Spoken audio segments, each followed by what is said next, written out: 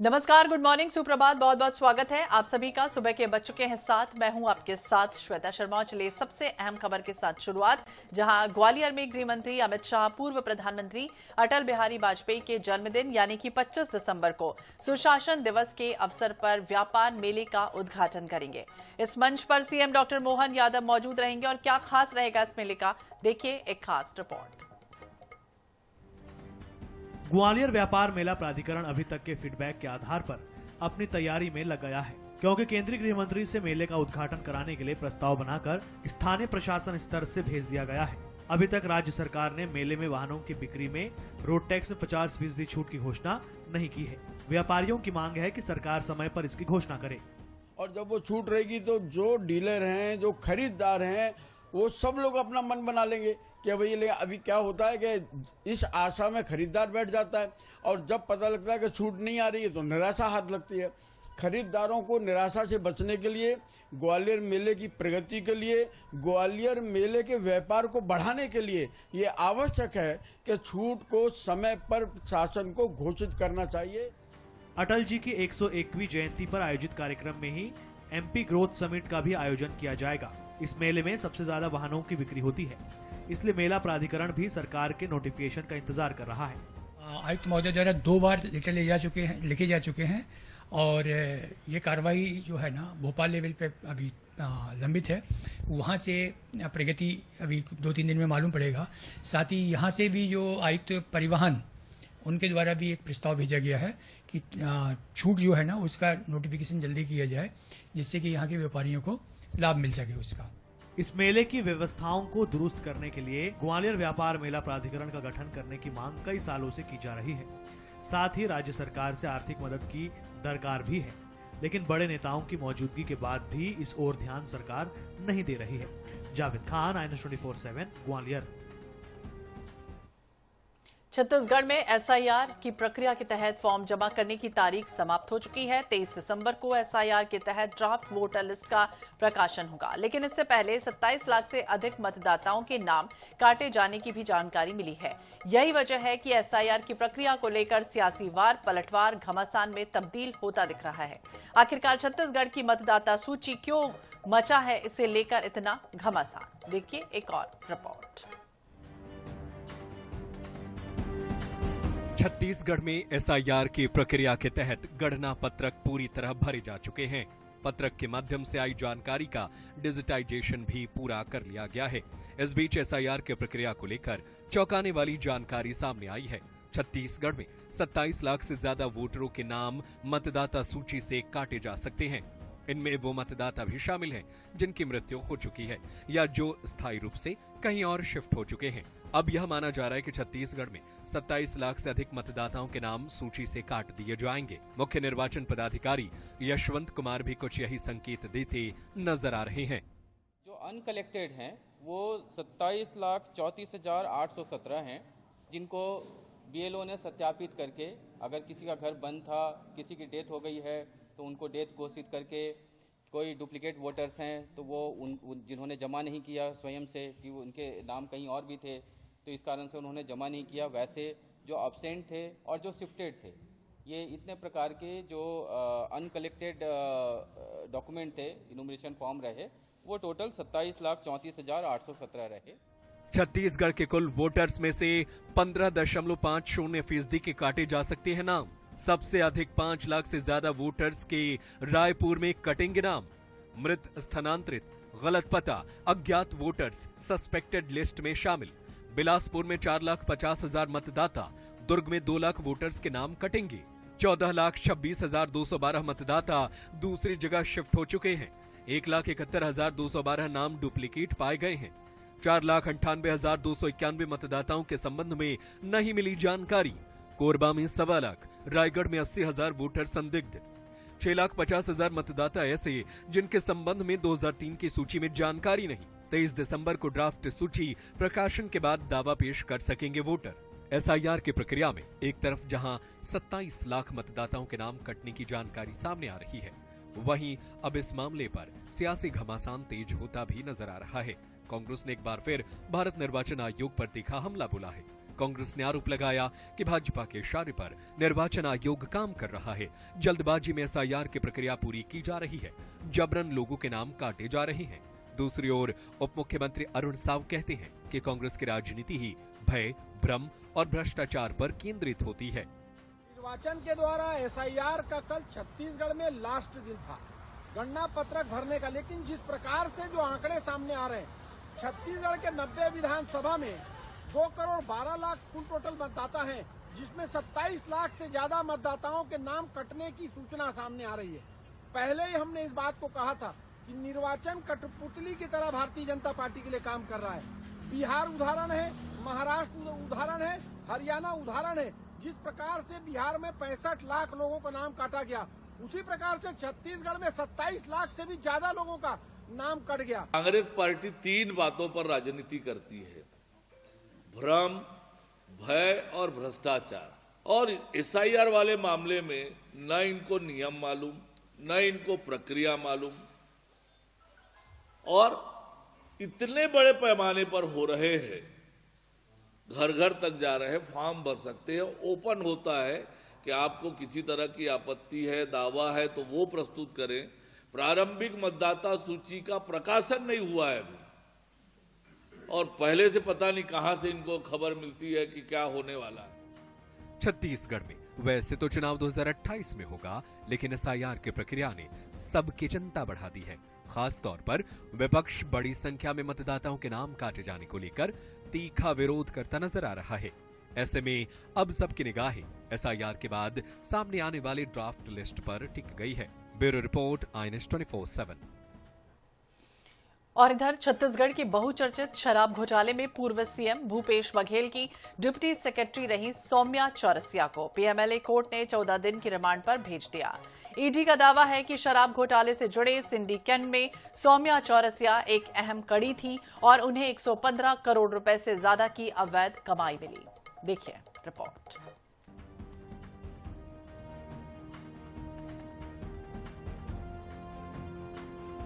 छत्तीसगढ़ शराब घोटाले में ईडी ने 2 दिन पहले मंगलवार को पूर्व सीएम की डिप्टी सेक्रेटरी सौम्या चौरसिया को गिरफ्तार किया था। पहले कोर्ट ने 2 दिन की रिमांड दी थी, जिसकी अवधि खत्म होने के बाद ईडी ने सौम्या को दोबारा कोर्ट में पेश किया। कोर्ट ने सौम्या चौरसिया को अब 14 दिन के न्यायिक रिमांड पर भेज दिया है। ईडी का दावा है कि सौम्या चौरसिया को इस घोटाले से करीब 115.5 करोड़ रुपए मिले। ईडी को सौम्या चौरसिया, रिटायर्ड IAS अनिल टुटेजा और कारोबारी अनवर ढेबर व चैतन्य बघेल के बीच हुई चैट से अहम सबूत मिले हैं। डिजिटल रिकॉर्ड और बयानों के आधार पर ईडी का कहना है कि सौम्या शराब सिंडिकेट की सक्रिय सदस्य थीं और अवैध धन के उत्पादन व मनी लॉन्ड्रिंग में उनकी अहम भूमिका रही। रिमांड जो थी उसकी अवधि समाप्त हुई थी और माननीय न्यायालय ने जो आदेश दिया था उसके अनुसार वो 3:30 बजे ईडी ने सौम्या चौरसिया जी को पेश कर दिया और उसके उपरांत उन्होंने जुडिशियल रिमांड के लिए एप्लीकेशन दिया है और उन्होंने 14 दिन की जुडिशियल रिमांड मांगी है, जिसमें भी आदेश हो रहा है। आज तक कोई पूछताछ नहीं करी गई थी उनसे एक्साइज के संबंध में, और क्योंकि उस दिन उनकी यहाँ पेशी थी ACB कोर्ट में और उसी दिन का उनको सम्मन दिया गया था कि आएँ, और वो करीब 3 बजे पेशी यहाँ से अटेंड करने के बाद वहाँ गई थी और 5 बजे ही उनको गिरफ्तार कर लिया गया। शराब घोटाले को ऑपरेट करने के लिए बिग बॉस नाम का एक व्हाट्सएप ग्रुप बनाया गया था। इस ग्रुप में सौम्या चौरसिया, अनिल टुटेजा, अनवर ढेबर, चैतन्य बघेल समेत सिंडिकेट के बड़े चेहरे जुड़े थे। इसी ग्रुप के जरिए करोड़ों रुपए की हेराफेरी और लेन देन के निर्देश दिए जाते थे।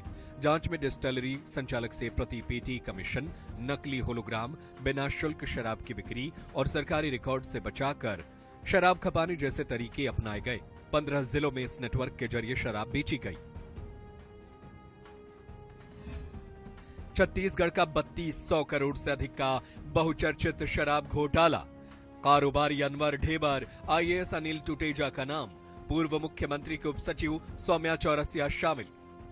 पूर्व मुख्यमंत्री भूपेश बघेल के बेटे चैतन्य बघेल घोटाले में शामिल। आबकारी विभाग के कई अधिकारी भी संलिप्त। सिंडिकेट ने की करोड़ों रुपए की मनी लॉन्ड्रिंग। सौम्या कोल और DMF घोटाले के बाद शराब घोटाले में आरोपी। ACB EOW के बाद ईडी की टीम का भी शिकंजा। छत्तीसगढ़ के बहुचर्चित शराब घोटाले के मामले में एसीबी ईओडब्ल्यू के बाद ईडी ने अपनी जांच तेज कर दी है। घोटाले में शामिल लोगों से पूछताछ में कई बड़े खुलासे हो रहे हैं।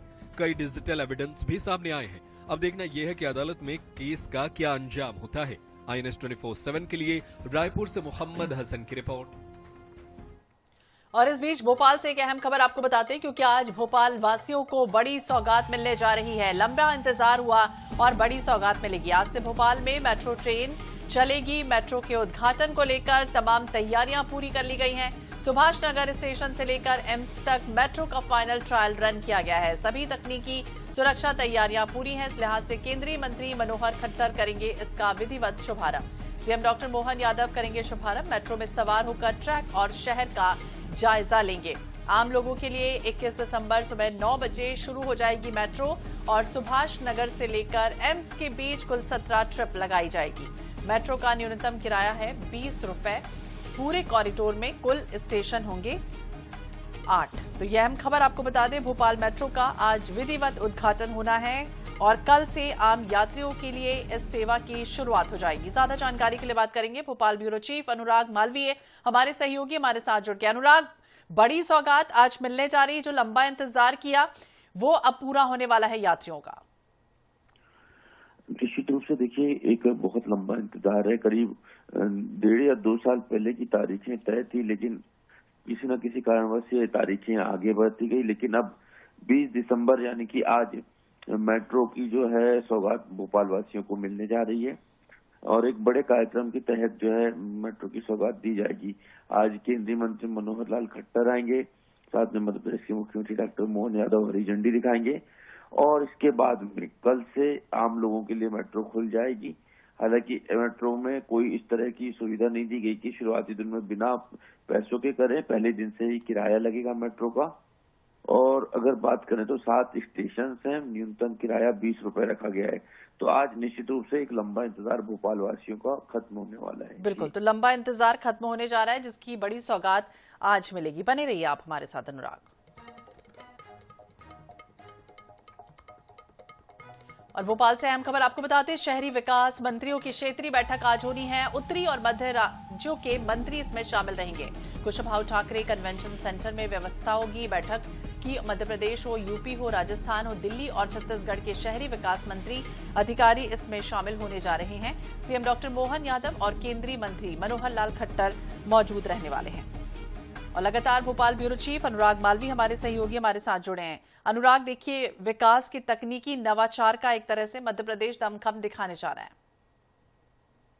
निश्चित रूप से कहीं ना कहीं मध्य प्रदेश एक ऐसे स्टेट के रूप में उभर के आया है जहां के डेवलपमेंट प्रोजेक्ट्स पूरा देश देखना चाहता है और यही कारण है कि राजधानी भोपाल में एक बड़ी मीट आज आयोजित की गई है। इसमें मध्य प्रदेश के मॉडल में अर्बन डेवलपमेंट का जो मॉडल है, खासतौर पे टियर 2 सिटीज जो हैं, भोपाल, इंदौर, जबलपुर, ग्वालियर की जो डेवलपमेंट है उसको अन्य राज्य देखेंगे, उनके प्रेजेंटेशंस देखेंगे, चाहे वो उत्तर प्रदेश हो, छत्तीसगढ़ हो, दिल्ली हो। तो इस लिहाज से बहुत महत्वपूर्ण है ये और कहीं ना कहीं एक संदेश भी इससे जा रहा है कि मध्य प्रदेश ने अपने आप को एक बेहतर छवि के रूप में उत्तर मध्य जो राज्य हैं उनमें कहीं ना कहीं आगे रखा है और यही कारण है कि ये मीट भोपाल में आयोजित की गई है और प्रेजेंटेशंस भी मध्य प्रदेश के बहुत सारे होने वाले हैं। बिल्कुल, बहुत सारे प्रेजेंटेशन में शामिल होने जा रहे हैं, जिसमें फेस रिकॉग्निशन, अटेंडेंस है, GIS बेस्ड जलापूर्ति, सीवेज मॉनिटरिंग भी है। जी बिल्कुल, देखिए कई सारे प्रेजेंटेशंस हैं और जिस तरह की योजनाएं मध्य प्रदेश ने लागू की है किसी भी तबके के लिए, सरकारी कर्मचारी के लिए, और इन सारी चीजों से जो सबसे महत्वपूर्ण बात ये हो रही है कि इन सब ने मध्य प्रदेश को पहले की तुलना में एक आगे खड़ा किया, अग्रणी राज्यों की तुलना में खड़ा किया, क्योंकि इनमें से वो राज्य शामिल हैं, दिल्ली जैसा राज्य शामिल है, अगर हम देखें तो उसमें उत्तर प्रदेश शामिल है, जो शुरू से ही मध्य प्रदेश से काफी आगे रहे हैं पिछले कई दशकों से, लेकिन अब वो मध्य प्रदेश के मॉडल को अपना रहे हैं। तो ये कहीं ना कहीं समझा जा सकता है कि मध्य प्रदेश ने विकास में अपने आप को पिछले अगर कुछ सालों की बात करें तो काफी आगे कर लिया है। बिल्कुल, मध्य प्रदेश ने विकास की राह में आगे अग्रणी भूमिका भी निभाई है। बने रहिए आप हमारे साथ अनुराग।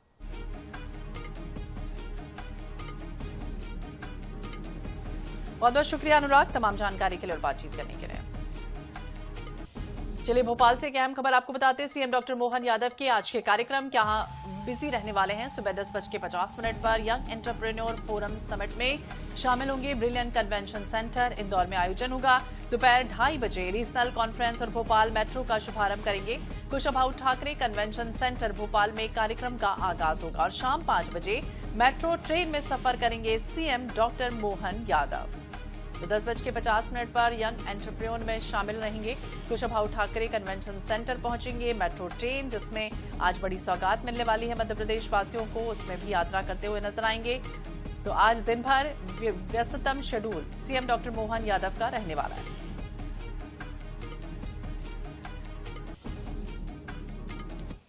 मध्य प्रदेश समेत 12 राज्यों में एसआईआर की प्रक्रिया चल रही है और ऐसे में 23 दिसंबर को वोटर लिस्ट का पहला ड्राफ्ट जारी होगा। अनुमान देखिए ये भी है कि राजधानी में अब तक वोटर लिस्ट से जुड़े करीब 4.5 लाख नाम नहीं होंगे, यानी कि एसआईआर की जो प्रक्रिया है उसमें भोपाल से जुड़े करीब 20% वोटर्स के नाम बिना नोटिस दिए डायरेक्ट काट दिए जाएंगे। अब देखिए इतनी बड़ी संख्या में डिलीशन की वजह क्या है, देखिए रिपोर्ट। अक्टूबर 2025 तक अपडेट वोटर लिस्ट के आधार पर 4 नवंबर से एसआईआर की प्रक्रिया शुरू हुई थी। इस प्रक्रिया में भोपाल की 7 विधानसभा सीटों पर कुल 21,25,000 से ज्यादा वोटर्स थे। बीएलओ ने घर घर जाकर गणना पत्रक भरवाए। 18 दिसंबर तक करीब 15,68,000 वोटर्स के ही गणना पत्रक भरवाए। इसमें 4,38,000 मतदाता मिले ही नहीं। प्रशासनिक टीम ने मैदान में उतरकर मतदाताओं को खोजा। इस कवायद के बाद भी 4,38,000 मतदाता नहीं मिले। अब इनके नाम काटने की तैयारी पूरी हो चुकी है। और भोपाल के जो 21,25,000 मतदाता थे उनमें से 79% मैप्ड हुए हैं और लगभग 4,38,000 जो मतदाता हैं 20.6% वो जो है अनकलेक्टेबल श्रेणी में रहे हैं। तो 4,38,000 मतदाता जो हैं इस नई मतदाता सूची जो अब 23 को प्रकाशित होगी उसमें शामिल नहीं होंगे। इन 4,38,000 वोटर्स में उनके नाम शामिल हैं जिनकी मृत्यु हो गई है या जो परमानेंट शिफ्ट हो गए हैं या वोटर लिस्ट में लिखे हुए पते पर नहीं मिले। दूसरी तरफ 1,18,000 वोटर्स ऐसे भी हैं जिनके गणना पत्रक में दी गई जानकारी मैच नहीं हो रही। लिहाजा ड्राफ्ट रोल में उनके नाम तो होंगे लेकिन उन पर स्टार मार्किंग होगी, यानी उन्हें 2003 की सही जानकारी बीएलओ को देनी होगी। 1,16,000 मतदाता ऐसे चिन्हांकित किए गए हैं जिनका 2003 से लिंक नहीं मिला है, तो नो मैपिंग श्रेणी में है। तो इन लोगों की व्यक्तिगत सुनवाई 23 तारीख से की जाएगी। इनको नोटिस दिए जाएंगे और इनको सुनवाई के बाद इनके दस्तावेजों का सत्यापन होगा और उसके बाद इनके नाम शामिल करने के बारे में निर्णय लिया जाएगा। भोपाल की 7 विधानसभा सीटों की वोटर लिस्ट में इतनी बड़ी कटौती पर सवाल खड़े हो रहे हैं। बैरसिया विधानसभा में सबसे कम 13,000 तो गोविंदपुरा विधानसभा क्षेत्र में सबसे ज्यादा 98,000 नाम काटे जाना प्रस्तावित है। ऐसे में सियासत भी शुरू हो गई है। कांग्रेस का कहना है कि वोट चोरी के राहुल गांधी के आरोप सच साबित हो रहे हैं, तो वहीं बीजेपी इसे मतदाता सूची का शुद्धिकरण बता रही है। आदरणीय राहुल गांधी जी जिस तरीके से बात और चुनाव आयोग की निष्क्रियता और चुनाव आयोग की भारतीय जनता पार्टी से मिलीभगत की बात करते हैं वो लगातार देखने को मिल रही है और भोपाल में ये 4.5 लाख वोट काटे जा रहे हैं। इससे स्पष्ट है कि किस तरीके से भारतीय जनता पार्टी के नेता सुनियोजित तरीके से एक जगह वोट डलवाते हैं, फिर उन्हीं लोगों को दूसरे विधानसभा में नाम जुड़वाते हैं।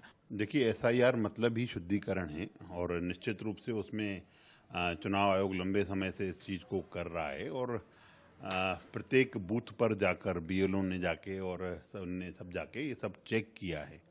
कुछ जुड़े हैं, कुछ कटे हैं।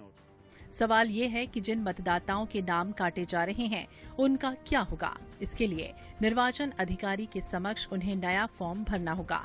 1987 से पहले जिनका जन्म हुआ उन्हें जन्म प्रमाण पत्र या 10वीं की मार्कशीट जमा करनी होगी। 1987 के बाद जन्म लेने वालों को माता पिता के जन्म का भी प्रमाण देना होगा। 23 दिसंबर से 17 फरवरी तक बीएलओ मतदाता केंद्रों पर आगे की प्रक्रिया को पूरा करेंगे, जिसका लाभ सूची से बाहर हो चुके मतदाता ले सकते हैं। INH 24/7 के लिए भोपाल से अंकुश मौर्य की रिपोर्ट। और इसी के साथ खबरों का सिलसिला लगातार जारी रहेगा। वक्त एक छोटे से ब्रेक का है, फौरन लौटेंगे।